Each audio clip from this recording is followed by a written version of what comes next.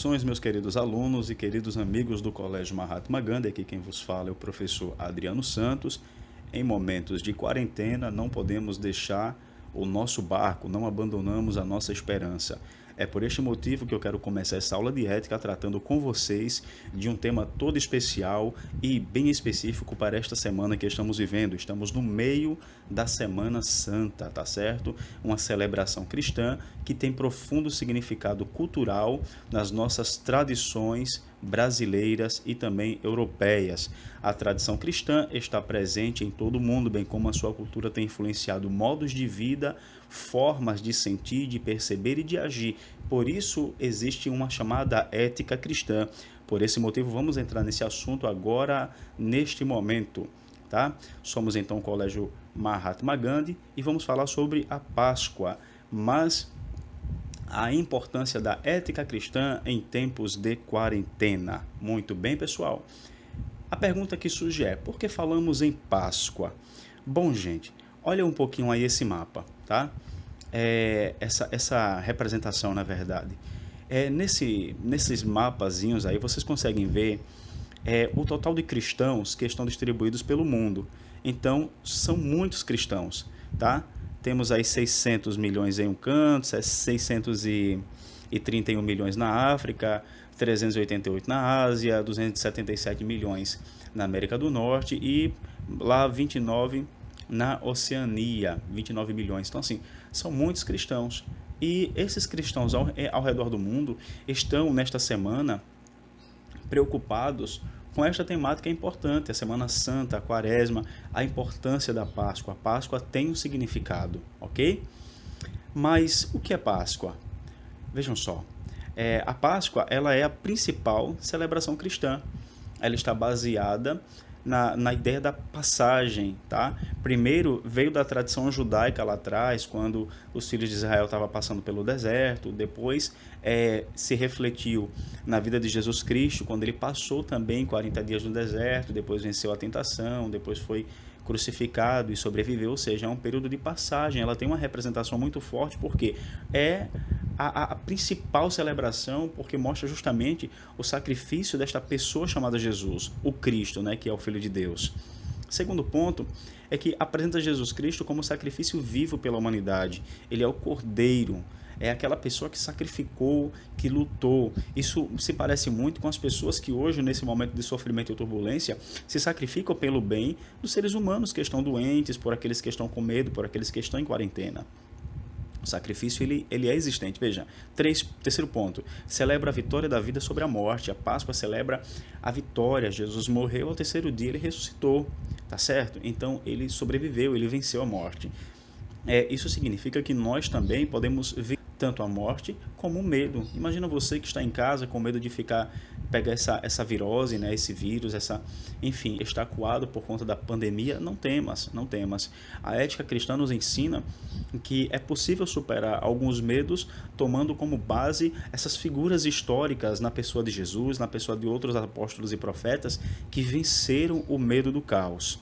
E em quarto ponto e último, abre as portas para que todos possamos vencer o medo pela fé e esperança. O principal ponto da fé cristã é que você tem que ter fé para agir e você tem que ter esperança para viver. Tem que sempre esperar o melhor e continuar lutando. Então vejam, o que podemos aprender com isso? Vejam só esse texto. Assim acontece com vocês agora. Assim acontece com vocês. Agora é hora de tristeza para vocês, mas eu vos verei outra vez e vocês se alegrarão e ninguém lhes tirará essa alegria. Lá em João capítulo 16, versículo 20 fala sobre isso. Essa mensagem baseada na ética cristã é uma mensagem de esperança, é uma mensagem que traz um ensinamento profundo, que mesmo no deserto pode haver vida, a vida pode fluir no meio do caos. Dito isto, temos motivos para ter esperança?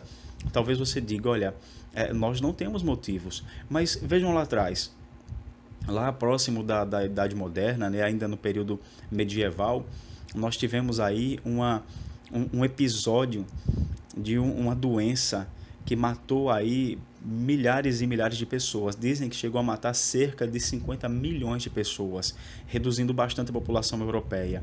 E era chamada de peste bubônica, uma doença baseada na transmissão por meio de um rato, um roedor, ou seja, ele transmitia ali uma bactéria e tal, enfim, e as pessoas morriam por conta disso porque não tinham remédios. Nós vencemos isso. A humanidade passou por esse período, a humanidade venceu e nós estamos aqui hoje, tá? Não somente isso, nós ainda passamos por outros períodos tenebrosos. Superamos a varíola que matava milhares de pessoas em redor do mundo, amedrontava a humanidade. Criamos a vacina e a varíola está superada, desde que as pessoas saibam como se proteger, tomando vacina e se cuidando, beleza? Aprendemos também a nos proteger da cólera. Então, gente, uma doença que existe ainda nos dias de hoje, mas hoje com o processo de conhecimento de saúde pública, com o avanço do sistema sanitário, as pessoas não estão mais morrendo assim, pelo menos a grosso modo no Brasil, está mais controlado. O mundo aprendeu a lidar com isso. É claro que os procedimentos de cuidado com a vida, de higiene, têm que ser levados mundo afora para que as pessoas que estão excluídas tenham acesso a ele, tá certo? O outro processo ainda, nós nos fortalecemos depois da gripe espanhola. Uma gripe terrível em virtude ali da guerra que estava acontecendo. As pessoas começaram a transmitir um vírus e as pessoas começaram a morrer aos milhões. E essa gripe assolou o mundo na época, o mundo todo. Numa época bastante trágica, fatídica da existência humana, nós conseguimos aprender a superar e conseguimos dar a volta por cima. Chegamos aqui hoje, a humanidade está se superando sempre. Tá, gente? Bom, dito isto, tivemos também êxito após a gripe suína. Você imagina? Essa Covid que nós estamos enfrentando, esse vírus com a síndrome respiratória aguda, nós tivemos uma amostra dele lá atrás, que foi através dessa gripe H1N1, tá? E também de outras gripes, mas nós conseguimos superar, mesmo que pareça uma tensão assim maior, que pareça uma questão assoladora, terrível, nós vamos superar isso, gente. É uma questão de tempo, nós precisamos adotar medidas de cuidado, é claro, mas temos que principalmente ter fé e esperança, não podemos nos desesperar. A mensagem final que eu queria deixar para vocês é justamente essa. Vou tirar essa imagem aqui da frente para que vocês possam ter uma noção. Quantas pessoas, dia a dia, exercitam a paciência e infundem a esperança, tendo a peito não semear pânico, mas corresponsabilidade. Quantos pais, mães, avós e avós, professores mostram às nossas crianças, com pequenos gestos do dia a dia, como enfrentar e atravessar uma crise, readaptando hábitos, levantando e olhando e estimulando a oração. Ele continua: abraça o Senhor para abraçar a esperança. Aqui está a força da fé que liberta do medo e dar esperança. Essa frase, esse textozinho é de um senhor chamado Jorge Mário Bergoglio. Ele é o Papa da Igreja Católica, um importante líder da fé cristã no mundo atual.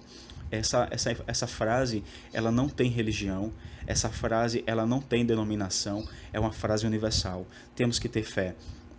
Mesmo uma pessoa que não acredita em Deus precisa ter alguma fé de que o mundo vai conseguir vencer isso, porque sem fé você não consegue nem sair de casa, você não consegue nem sobreviver. Temos que ter nem que seja fé natural. Bom, pessoal, eu agradeço a vocês por prestigiar essa aula, por fazer parte deste projeto. Desejo a vocês muita paz, saúde e prosperidade. Fiquem todos com Deus.